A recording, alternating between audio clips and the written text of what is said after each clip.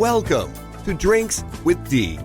Community, entertainment, and conversation. Hey everybody, welcome to another episode of Drinks with Dee. I'm Dee Daniels, and I have another special guest, and I have to say this because last week my guest was Heather Nelson from Bowman, and I already said to her, I'm just going to go through everybody who's through Bowman. I don't even know why, because I'm not from Bowman.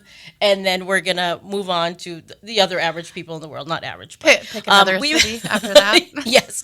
Welcome to the show. It's Deidre Hillman. How are you? I'm great. It's a Deidre. Seriously, so I would say Heather, when I had her on the show, I've known Heather probably since 19, blah, blah, blah. We honestly just met last fall through an event that you reached out to me for and say it was a special needs thing, and I was on a board. So we're kind of new knowing each other. I was thinking about that this morning, too. I was trying to remember if we had met prior to... Well, I think we saw each other in passing across a crowded room or something. Probably at an event. Yeah. And it is. I think we have some mutual friends in common, like Andy at Karma Vita, things like that. But so last fall, you were organizing a great event. I think it was for special needs, I know, but it was that conference that we're having. Conference, yes, for the state council. Yes. So she reached out to me to be on a panel talking about special needs and parenting. But like I said, so this is Deidre. So she has an amazing business that's called 13th Hat. And first of all, if people aren't familiar with that, why don't you explain your business a little bit? Well, the 13th Hat was originally born almost 3 years ago now with two kind of business revenues or strategies in mind. One, I love training and leadership development and growth and coaching. So that was kind of one avenue. And the other avenue was corporate event planning. Mm-hmm. And the corporate event planning has taken off all on its own. I'm still working on the leadership coaching training. I have a couple of clients, but I'm really not... I'm not pursuing that heavily right now just because we're all things corporate events. People really need help in that area. And so, going into 3 years now. Yeah, but it's only it's only 24 hours a day. You're kind of like me. You're like, I want to do that. I'm in the shower. I'm like, that's a great idea. Yeah. Why do I need to sleep? Those kind of things. So how did you get, give people a little bit of your history, your background. Sure. Like, I'm a small town girl from Bowman, North Dakota. Where we all know how to party. I joke. I joke. Western part of the state is wild, I'm telling you. So you grew up in Bowman. What did your family do? What was your childhood like? Oh, yeah. You probably don't know a lot of that story about me. No, we haven't really had a chance to have serious drinks with you together. So it's like all business. We plan on doing it, but then it's like we get sidetracked with work. Right. So, yeah. Right. I say I'm a Bowman Bulldog. I'll always claim to be a Bowman Bulldog, but my parents, they were small business owners. My dad was a master electrician. My mom did all the books. Mm-hmm. So their office was in my home. I was born into entrepreneurship. I can remember still sitting alongside with the very first Apple computers, learning how to spell my name on it. So I too am a D or a Dee because I couldn't spell Deidre, on a computer at a young age. But my parents divorced in the 80s, and my dad moved down to the Black Hills area, and my mom moved to Bismarck, and they both remarried, and so my family dynamics changed it greatly. I tell people I went from being a middle child to almost being a youngest child because of the way that all the step kids came into the picture, but I resided mostly in Bismarck then, and I graduated from St. Mary's High School. Okay. But I still claim that Bowman Bulldog. And then, I spent almost all my summers in the Black Hills, so I coined that as my second home growing up as well. So I joke a little bit about, the 13th Hat. I say, I've been throwing parties since I was 13, but, and truly building out these corporate events. So, that's kind of the fast forward version. I grew up in a great household. My grandparents were very involved, spent a lot of time with them. Was blessed to have an amazing stepdad, father figure in my life who was also a realtor, and he was a broker. My mom became a realtor, and so stayed in entrepreneurship. My dad continued owning his own company as well in the Black Hills as an electrician. So entrepreneurship was all over the place. Yeah. And then, I dabbled in a couple of different corporations and decided to go to the nonprofit sector. My parents passed away. It was 2013. I've got to get my years right. 2013, my mom, my stepdad, and my dad were all three diagnosed with terminal cancer. That's horrible. And so boom, boom, boom, July, August, September. My mom was diagnosed in July, given 2 to 5 years. My stepdad was diagnosed. My dad was re-diagnosed with colon cancer then that August and given 2 to 5 years. And my stepdad was diagnosed in September and given less than a year. And so what happened really, I mean, I was doing great in my career life, loved my job. I was working for a company here in human resources, safety, and compliance. And I became a full-time caretaker as best as I could, juggling work. And that caused me to reevaluate it. My mom and stepdad passed away a couple of months into their cancer journey, and I met my husband during that. Everything happens at once, doesn't it? Yeah, it It's sure crazy. does. And so I met my husband. We had a very quick courtship, got married before my mom passed away, actually, and 10 years later, I still claim him as well. A fantastic husband. And You see what my shirt is today?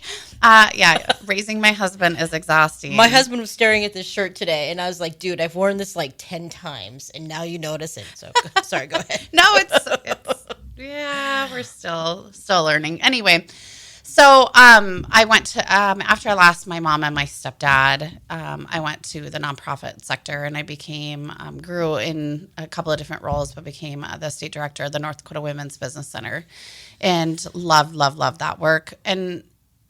And I can say it now. I couldn't really explain what I was going through at the time. It was too heavy, but I just hit great leadership exhaustion through COVID. We were activated by the Small Business Administration to help all the small businesses with their loans and all of the things, right? All the things that we all live through. It was just really heavy trying to balance it all. So I decided to hang up that hat and retire that world and start my own company. It is a challenge. I mean, a lot of people know I'm a business owner and nonprofit stuff too. It's a challenge to sit there and go, okay, I'm going to take a leap of faith here and give up that regular paycheck, and all of a sudden I'm going to start a business. But just saying the short time that I've known you, I mean, I've been involved in with helping you or assisting you in some very amazing events. And I think that it's amazing now in the world that there is so much to do, but you have to have your social media and everything else. So you do usually need someone to assist you with these events. Like we just did Giving Hearts Day, which you're in downtown Bismarck, which turned out to be a phenomenal event. And I think I'm excited to see how it's going to grow. And talk about the variety. I had no clue. So what happened was, I started the 13th hat, and I tell people when you're planning an event, you've got to wear a dozen hats at all given times. When you're hosting the event, you are worried about your staff, you're worried about the volunteers, you're worried about the guest experience, the budget, did your keynote speaker show up, how's the production team, all of the hats. Because at the Women's Business Center, that was one of my most favorite things to do, is all the events that we had. And you're constantly, whether it's juggling the balls or spinning the plates or wearing all the hats, that's just the analogy I use. And so, I become an extension of a company or my team. Now I've got a team of people. We become an extension of an organization through the project planning of their event, and then we close out. So we bounce in and come in for a duration of time and close out. And we tend to attract nonprofits because they have to have fundraisers. Yes. Right. They have to get some funding in order to provide services or programming. And so I can come in and help them temporarily with their events. And again, I have galas, I have large banquets, I have outdoor almost festivals, to like the 5Ks, the 10Ks with a couple hundred people, and to the evening events like Giving Hearts Day. That was such a fun, risky event. We didn't know how that was going to turn out. It came together so well. It really did. I mean, we sat in some planning meetings. We're like, what if we do? I'm like, okay, yeah, whatever. I'm excited for next year and see how it's going to grow. So, Yeah. I mean, what was do you remember your first real event you did? Sure. What was it? It was the Winter White Party, Tracy's Sanctuary House. Okay. Kelsey Zotnick, the director, had contact. We were having coffee, and I said, yeah, I'm going to start doing some event planning, but also this coaching, training. I was actually conducting training for the government at the time. I had a contract with the federal government. And so that was, like, to your point, the leap of faith and, not having insurance and not sure how to build the pipeline and get the revenue. That is no joke. But I at least had a federal contract that secured me so I could practice a little or, dabble in the event planning world beyond my own events. And so it was the Winter White Party, and Kelsey just extended such great trust. And who can't trust this face? Come on. Well, it's scary, right? Because it's all their babies and they have their own individual ideas and plans. And I had attended that event. So it was just, the nonprofits oftentimes are very small staffed.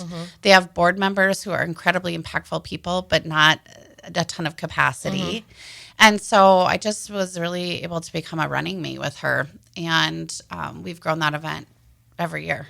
So like last year, how many events did you think you actually put together or participated in? Or, just in the small time I've known you, I know we were just at an event for Whiskey Fest, and that helps support the Dakota Zoo, which is great. So there's so many events out there, but everyone, it is hard to pull an event together. Granted, if you don't have, I always say, that skill set or it's hard to pull an event together. So I'm sure you're at the point too. You're like, okay, how much can I take on my plate before Deidre's going to go running down the street? Well, so something happened last year, right? 2 instances where I had to decline opportunities because of capacity. I realized I needed to expand the team, right? Also, and so like relying on, what I call my 1099 contractors, I've got a list. Everybody wants to come work for me on event day. Yeah, they all do. But the party day. The party day. But it is hard to find the right people with the right skill sets, as you mentioned, with all the organization skills. And so capacity was something I learned going into last year 2. I was maxed out, and family is super important to me. So making sure that I'm balancing time at home, time with my daughter, and with Matt too. So I invested in myself, and I went through an international mastermind group, and part of that commitment was a retreat in Tampa. You had to agree to be in Tampa, and I made some phenomenal connections there. And as I shared some of these growing pains, the most obvious things came out of that mastermind, that retreat, which was, Deidre, you have, as you mentioned, I love training and facilitating and public speaking, so I've got that skill set. So I'm launching an event planning training program. Oh, awesome! You probably didn't even know that. No.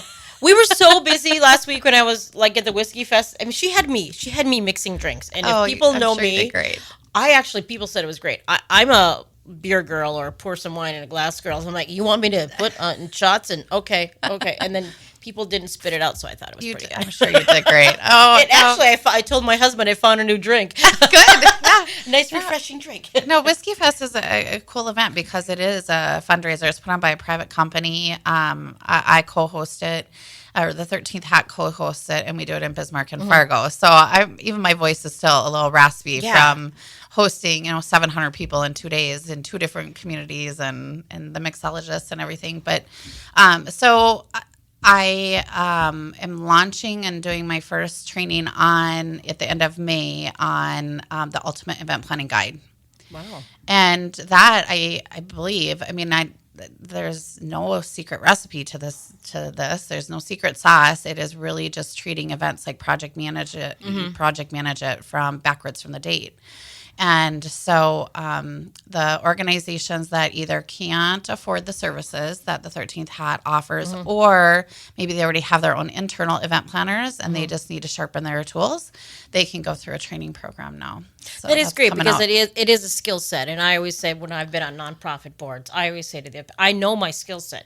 Don't ask me to write a grant. Right. Don't ask me to do whatever. But I can go over to Joe Blow and say, hey, can you donate 2 dozen cases of whatever? Right. I can do that. But and I think that's a thing that people need to understand, especially as you get older. You're like, I know what I can do and I know what I can't do. I've tried and I've failed, and I've tried and I've succeeded. So there you go. Fail forward. Well, so where are you going to hold this training at? So There will be in person, and part of it, right, I'm still dabbling in the demand and try to find out the frequency, but ideally it would be in person, and I'm partnering with a venue in town, so working through some of those logistics, but I would guess about twice a year. I would ideally love to be invited to communities or to businesses and do one-offs, like customize the material so that they can really truly go, well, this is what we do 3 times a year, and how do we grow the fundraising component or the guest list or change the experience, right? So it almost becomes I become an consult in addition to the training tools that will be available. So the ultimate checklist, the ultimate event planning checklist guide will be done this month yet. Oh wow! So they can on your Facebook page will it be posted on there? You have a website as well, too. Right? Both, yep. What's your website? It's just the 13th hat. Yeah, I should know that, right? 2H. Yeah, there's 2 H's. 13th hat at well, that is great because I don't know if this is true or not, or I mean, sometimes just with social media, I notice it, but in having my own nonprofit as well, seems like there's so many nonprofits nowadays, and I know that there's like events every weekend. You could go on social media and there's like 3 things going on today that I could go to, So I feel that, in our community, I feel like sometimes even it's getting tapped out, the resources saturated and things like that. Yeah. So, I mean, it's good to do something new and something different and get out there that way. And a couple things I've tried to differentiate, because when I say I'm an event planner, everybody says, oh, do you decorate? And I go, no, but I have a list of preferred vendors that provide services. Or, oh, do you plan weddings? Nope, I joke. I didn't even plan my own. Thank goodness for my sister. Or I don't know. We might still be planning 10 years later. But that is something that we're considering expanding into, is what I call more of the social events. And so even to your point, benefits. I am getting calls now, or we're getting inquiries. Hey, can you help? So-and-so lost their home, has a medical situation. And again, to me, those are, I hate to say, but it's simple. It's another checklist. It's another guide. And so we're talking about, how do we support those areas as well? But you can go out and Google how to plan an event and get all kinds of checklists. But when it comes to corporate events, there's just not a lot out there. So I'm excited to help build that. I mean, that's content. the thing. What do we do without Google?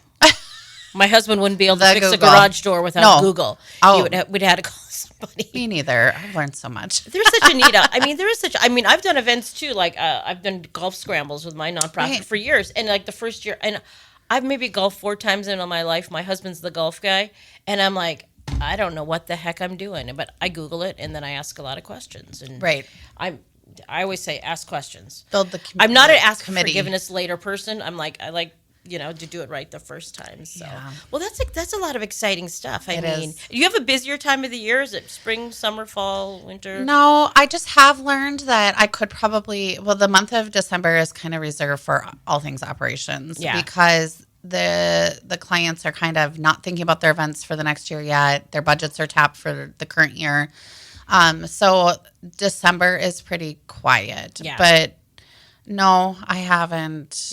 Well, I mean, and when we had our coffee shop, and we still have our coffee business, I'll tell you that they say the first 3 years are the hardest, and now you're year 3, so you're probably going to hit your stride and go. Am I? Oh, that's exciting. That's what everyone always told me. I don't know if that's true or not. They probably just said that because I was crying in the corner. I don't. I've had those moments. Moments. Panic. Why am I up at midnight thinking about what I need to, make a checklist? As you see, I have notes everywhere. Oh, I'm a note taker, but I am trying to conserve a little bit, and I've got too many notebooks, so I'm getting better at recording my messages to myself. I'm sorry, I would be like, self, what are you doing today? Don't do that when you've had drinks either. I don't talk to myself like that, but I do hit the record button. Like, don't forget to do these 3 things, and then so at midnight you could just do that and rest. I should do that, but I don't know. I just, like I said, I have notebooks everywhere too. I'm doing this, I'm doing that. It's just like, got to keep track of it. Because we say you're a mom, and when you're a mom and you work, whether you're working in the home or you're working whatever, we have 13th hat 13 hats too, because I got to make. All the I was time. making eye doctor appointments. I got to do this. A Just million this morning alone. Okay, so yep, we really connected through working, talking through children with special needs, right? And now it turns out I'm a mom of a child with special needs. Yep.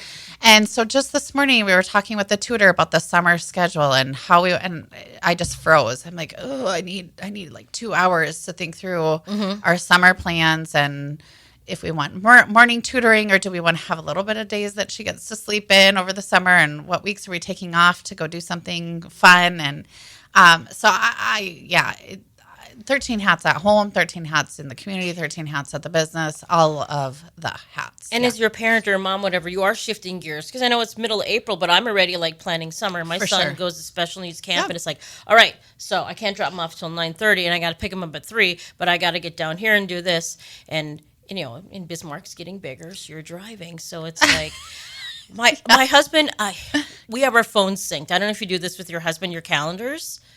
You can just send him like kiddo stuff on there. No. Look at my face. And he always says something to me, and I'm like, "Look at your calendar on." I just invite him, but we don't. We would not want to sync our calendars, but I just invite him if it's a doctor's appointment for Harper or like. I'm out of town. You need to do this. I just send him a calendar. And he remembers. Like, yeah, he has to. I mean, he's a busy professional too, managing what people. What does your husband do? So my husband, the joke is that he told me when we met that he sells wine, and I said, "When can we get married?" So he works for. He works for Republic National Distributing Company, which is spirit and wine distributor. Likes wine too, by the I way. do like wine. Yeah, I mean that's like meant to be. And honestly. I bartended for a lot of years. Yeah, I bartended all through college, and So that's the joke. But so he manages a team of people here.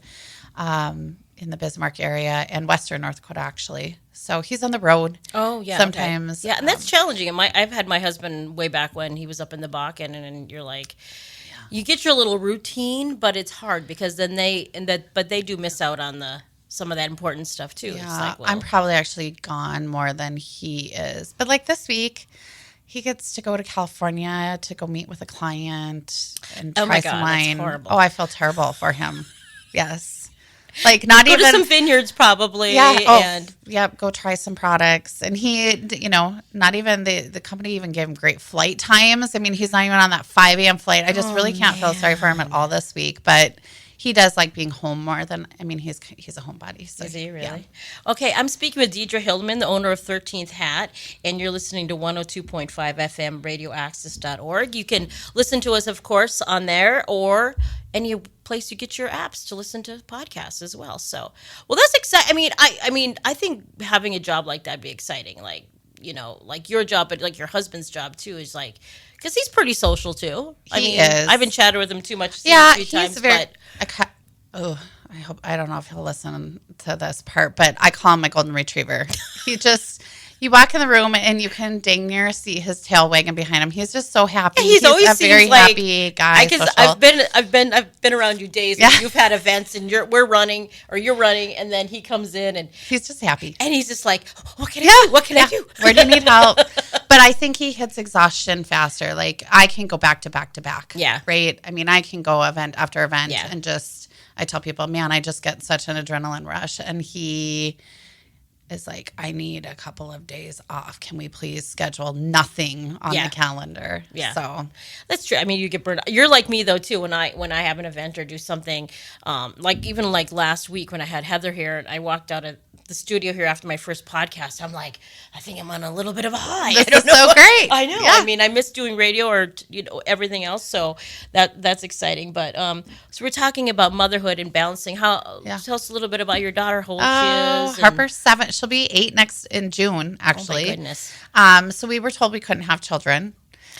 No babies. And then I found out I was 17 weeks pregnant. So surprise, first trimester was awesome. It's just funny. We have a lot in common. My husband was told the same thing. He'd been married prior. I was 12 weeks pregnant. I'm like, God, why am I gaining so much weight? What's going on? And then you go in and you're like, oh. Growing a human. Husband, your doctor from before doesn't know what he's talking about. Yeah, so Harper, she's just our everything, and she goes to Solheim. She's a second grader. She's a good kid, social kid, active in a couple of sports, but also she's very artistic. And she's just got a great big heart. She's just a little sweetheart, loves animals. She comes to work with me. We volunteer together as often as possible, and she's a really good kid. It's good. Yeah. I mean, so obviously, we're supposed to have children. This is it. I mean, you're done. And we decided that. I won't go into too many details, but we're like, no, one and done. That's okay. I mean, And but we're surrounded we've got a lot of friends that had children around the same time we did, even though we were a little bit older. We've got some great friends with kiddos the same age that we camp together and travel together and, do the Friday family dinners together and all those things. So, yeah, she's a good kid. I mean, I do share that, about 2 years ago. So even in kindergarten, first grade, we started noticing, at the beginning of the year, they don't get grades now. They get colors or points. And so we noticed at the beginning of the year, the points were higher than at the end of the year.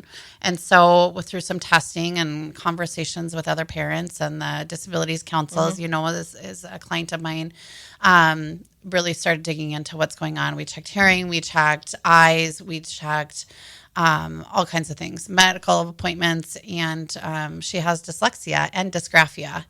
And there's I can't speak completely to it, but I understand that there is some maybe supportive programming that happens not until they're 8 or in second grade. And so the school was really saying, don't test her. But we chose to go through a private nonprofit here and pay out of pocket and get her tested. And super high in the dyslexia, about medium in dysgraphia, which is writing, a writing condition. And then there's dyscalculia, a third one, which she doesn't have. So that's numbers, and she's really strong in that. But so that's been also an interesting thing to learn and juggle. And so like I mentioned, she sees a private tutor twice a week. We either pull her out of school or take her late, just depending upon, but it's during the school hours typically. And she's doing really good now with the right. Right, we all just want answers. Like just tell me what it is, so I can start putting the solution together. And so she's gonna continue to struggle, but there's so many tools and technology, and we're already seeing her grades improve greatly. So with that kudos intervention, for you for getting her tested, because like I said, even with my kids, every mom has that mommy gut, and you're like, and someone will tell you, no, it's fine, they'll grow out of it. No, go with the mommy gut, and go in and get them tested, because they say that even with my son with autism or anybody with special needs, if you sense something, get them tested. It doesn't hurt to get them tested. No, and you got to start when they're young. It so hurts that they the get checkbook. Well, it's also dang expensive. Sometimes there's but programs out there too that you can. This is true. Yeah, this is true. And then sometimes you're not, like, even your medical professionals. Correct. Oh, hey, your son has autism. Here's a note. Have All a the great day. resources, And that's what kind of happened to myself. I mean, mine was over 10 years ago, but then you kind of like, they don't mess with me because I'm going to call people until I figure out where to go and what to do. So, but I'll say that to any parent. Like, if you know your kid, and if something is not right, don't wait and see, because I think a lot of people wait and see, which I think is just a bad move. And that's what's been interesting, like with dyslexia. I think the second grade and 8 is because like the writing backwards and just not being able to blend words and blend the letters. And I think that's all common that people do grow out of, or kiddos do start to grow out by 3rd, 4th, 5th grade. But Harper, it was I would go on and do like a quick checklist or evaluation. And, if there were 15 questions, I'd mark 13 of them as yeses. It was just so obvious, the markers. And now there's studies coming out that you can actually start to get diagnosed by kindergarten. So I believe so, yeah. Like everything, we're just advancing in our tools and our technology and our testing. And so, that's just, she's a good kid. She's just going to have this extra hurdle. And I think everybody has a challenge. I mean, everybody's got something that they struggle with, and it's just, not. I think the goal is just not to give up, and don't let it defeat you or whatever. I actually had a friend from high school that, growing up in Elgin, and I feel horrible about this now, but he had such a struggle reading. So you're reading out in class, and he would struggle, and we'd be like, he's reading, this is going to take forever. He was in college before he got diagnosed with dyslexia. And now I'm just like, well, we were horrible children. We were. And obviously his parents had no idea. The teachers, no one. And it's like, so like I said, don't sit there and go, oh, well, that's just how it is. There could be something underlying going on. And I think we all have those examples and can relate to it. I have some similar stories, and what we learned is it's hereditary. My dad had it severely. That. Oh, really? But, I can't ask him any questions. But I was talking with my brother and sister, texting him, like, this is hereditary. Dad had all of this. And my brother goes, you didn't know? I'm like, no, we never talked about Dad. But, if you see, I have tattoos of my parents' handwriting. So my mom, my dad, and my stepdad. But my dad never wrote love. It was X's and O's. Oh. And we would tease him because he would misspell our names. Oh. And we're like, what the heck's going on, Dad? But I'm hearing more and more of those stories, and there's also a lot of stories now coming out of kids, adults our age, but as youth were diagnosed with ADHD, and it was actually that they had a reading or writing ability, a special skill that they needed, and special assistance that they needed. Wow. But they would distract because they couldn't communicate. I can't read. I can't write. This is too challenging. They can't explain that. So they would distract. And that's really actually what happened with Harper is the teacher would be like, she's not bad, but she will not sit still, or she will just get fixated on something, or like, I need to go through this way. I need to go through. Well, it's because she didn't want to get called on. Or she didn't want to have to do the hard work because it was harder than everybody else. She's probably like, why don't I get this? Why is this, And when you look to your classmate next to you and they're like, do. Oh, and done. And that's the other thing. She would like bounce up and try to go help other people. Like I'm doing these air quotes, like she's just a helper. Well, it was her way of getting out of her work. And so to your point, your story, Harper, that's one of the things that the school does is that's on the IEP is she does not read aloud. Which again is fine right now. I just worry when she gets older and more teachers and then she's gonna Harper, your turn, and she's gonna be that kiddo that it's gonna take her 5 minutes to read a paragraph. Oh, that makes me sad. It's like the thing you don't understand though.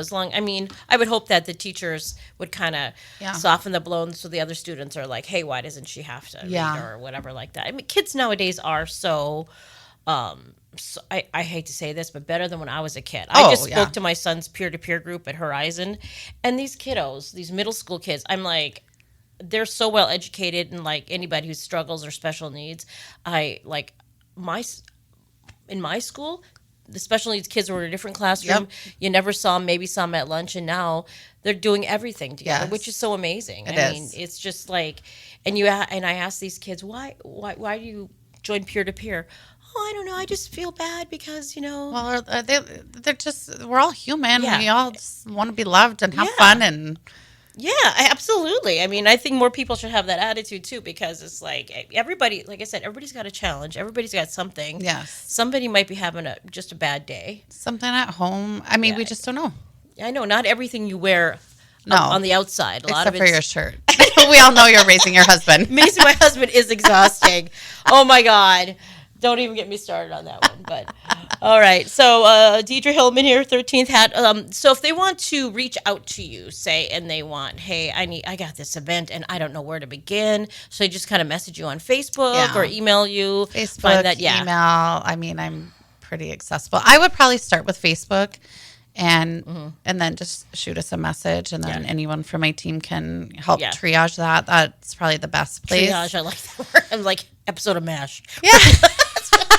This is how old I am. I used to watch MASH with my dad. Well, it's just it takes a team, and so I have a great team, and so we can funnel it through to the right resource and respond. Maybe it's just a quick, here's a resource for you, or maybe it's let's set up a coffee meeting and so talk through it. What is your biggest challenge when you're putting an event together? Do you usually find? Is there one thing like finding a space? So I guess it depends on the event. I know we're gonna go there. We're gonna go there. I know. Giving Hearts, it's like Not even through coffee yet. it's hard. It's hard. I mean, Bismarck's getting bigger, but either it's something huge that is out of your price range, or it's too small. And so locally here, I mean, we have clients throughout the state of North Dakota, and I don't find the same challenge. That's maybe why I'm struggling. I don't find the same challenges. Sometimes the client calls us and their challenge is getting their event promoted. Okay. So we'll help them with the marketing of it. But yes, here locally in Bismarck, we do find limited venue space with availability for the amount of time, and large events need the space the day prior for production setup and mic tests and all the things, walkthroughs, that can add up very quickly. That's can become a big expense to a client. We have some fantastic, really fun, unique spaces for social events like weddings. But when it comes down to a corporate event where you need production, you need programming, you need visuals, all of that, a good sound system, we just really struggle. And so I throw it out in the universe because I hear these things now. Oh, so-and-so is looking at building a venue. And I'll say, oh, what kind? And then they'll tell me wedding. And I'm like, oh, if they are interested, I'd love to sit down and visit with them about maybe some of the needs that would be different between a wedding venue and a corporate event space. And maybe your space could be utilized more often for corporate type events like you and I were just talking this morning. I have trainings for Giving Hearts Day with, we were having around 35 nonprofits show up. Of course, I want that number to grow to 50, 60. I can't find a really great space that is not too expensive for the client's budget and that has good technology so that we can host these virtual events and interact with the team in Fargo. Can't find it. Yeah, it's tough here in Bismarck. I mean, I get asked that a lot of time too. Like, where would I have this? Well, I can't afford that, or that's too small. Right. I mean, so anybody out there who's has a building or some land? I know. And I don't know. I get that question a lot, even through Facebook. Like, hey, we're just looking. We need a space for a birthday party, or retirement party, or those social events that I was talking about. And I just give them my list, and I'm just let them kind of sort that out themselves. But there's not a lot of spaces here that I haven't held an event at, and we've become accustomed to holding events in spaces that aren't traditional spaces, like the Heritage Center. We hold fantastic events there, but there's lack of like a catering space, and there's you could not pull off really big production in there because of the way the building is. Yeah. And so if you had really good programming, that could be a challenge. And but we love it, but we've just become accustomed to having these events. Or, the Chamber, their largest event was just out at University of Marion. You can't do that on a day that there's school. Yeah. So you have to see what the schedule is and hold an event. Otherwise, there's no parking. And so we've started to make these little sacrifices in this industry. Well, if anybody's listening to this too, and hey, I have a space, think about me, because I think sometimes it's like I learn new stuff all the time. It's like I didn't know that. I didn't know that was happening. So so you think that's the biggest challenge is this venue? I mean, venue, and then I would say like the next thing is like the entertainment piece, depending upon the type of event. If it's a conference, getting a keynote speaker in for less than like 10 grand is really hard. Just because of the travel logistics, and they've got to come in the day before, and oftentimes they have to stay a day after because of flight times, and so those costs all add up. So I would say that. I mean, right now I'm looking at an event, a fundraiser in the fall, and they want a musical group that a year ago their expense was $5,000, and now they're $10,000 just in 1 year. So anyway, sometimes the budget maybe just overall. I think the best thing with planning an event too is make sure you give yourself lots of time. I mean, my gosh! Don't I got to do this in 2 weeks. Well, good luck to you, sir. And we do get some of those rescue moments. What I call okay, we've got somebody with event. Almost all of their logistics are planned, and they don't have enough people that are purchasing tickets, or they haven't gotten their volunteers lined up yet, or and I call them the rescue moments because they're like, our event's in 30 days. What can you do? Ruh-roh. Yeah. And we'll try to help wherever we can. And that's, that's why the 13th hat, when I go through the proposal, I tell clients, you can hire us to wear one of the hats or we can wear all of the hats. And it's really up to the client and their budget and their needs. That is nice because I think that people probably probably people out there not aware of you. I think, like I said, I just discovered you through this event last fall. I think that you had reached out to me. And I think I maybe had seen your stuff on Facebook or stuff or whatever because, we're both kind of people that are out in the world and the public here in the community. Yeah. So. Yeah. No, I think it's an exciting business. I mean, it is fun. It is, and you have some great staff, not just me. Oh, I know, I really do. I love Kayla. Kayla kills me. Kayla, she's always has that look, and I'm like, "What can I do? What can I do?" And she's just like, I don't know. Make yourself look. No, you do, great. man. Just great. I mean, I've dealt with a few of them, but yeah, it's a good time, and I do look forward to probably Wine Fest this fall again too. That'll be coming up as well. So it's the time of the program with Drinks with Dee that I like to do. This is going to be my thing for now, anyway. Okay. I have 5 questions for you. Okay. Nothing too embarrassing. So, what's your favorite hobby or activity? So many things because I'm such a social person. I will say though, like activity now, and it's probably the time of year we are campers. So I just cannot wait to get that camper out, clean it, and go camping. So where do you typically go camping? All over. Okay. Anywhere. We love going down to Beaver Bay. Yep.